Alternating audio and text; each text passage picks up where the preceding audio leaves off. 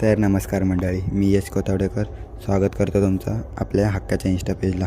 तर आज आपला मेन्यू व्लॉगचा दिवस दुसरा आहे. तर चला पुढे जाऊया आणि आपल्या व्लॉगला सुरुवात करूया. पहिले तर दुपारची 1 वाजलेली, खूप भूक लागलेली म्हणून बोललो पहिला जेवण घेतो. जेवण घेतला आणि विचार केला बाहेर जातो. तसंच बाहेर निघालो, चप्पल घातली तर आपला छोटा डॉन आपल्याला बाय बाय करायला आला.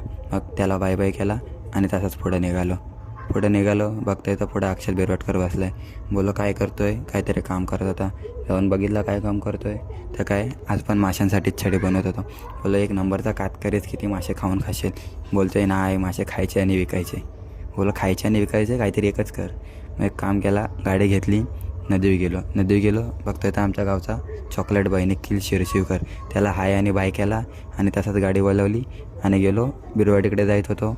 तर बिरवाडीकडे जाता पाऊस लागला म्हणून तशीच गाडी मंदिराकडे वळवली. तर परत आपला चॉकलेट बाय दिसला.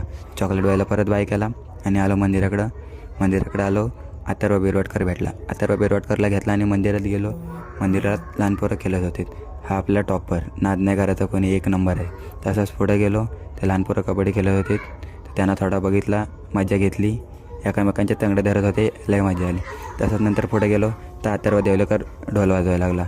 हे आमच्या इथं ढोलपथक ठेवलेत, वाजवायला कधी कोण येत नाही. तसंच मग जरा बघितला वाट बघितली, पाऊस थांबला. मग परत गाडीकडे गेलो तर अथर्व देवलेकर बोलतो आहे जाऊ बिरवाडीत मंचुरियन खाऊन येऊ.